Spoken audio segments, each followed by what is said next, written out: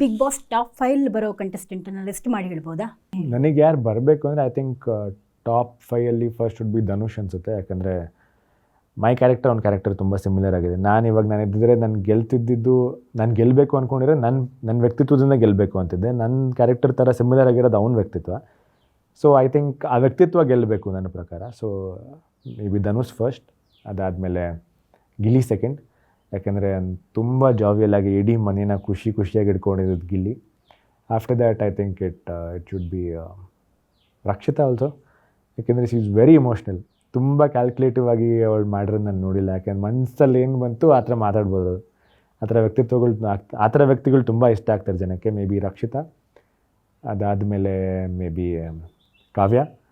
Because she is very ಟಾಸ್ಕಲ್ಲಿ ಬಂದಾಗ she is very very very smart. ತುಂಬ ಬುದ್ಧಿವಂತಿಕೆಯಿಂದ ಟಾಸ್ಕ್ಗಳೆಲ್ಲ ಮಾತಾಡೋಳು ಅವರು. ಅದಾದಮೇಲೆ ಅಶ್ವಿನಿ ಮ್ಯಾಮ್ ಆಲ್ಸೋ ಅನಿಸುತ್ತೆ.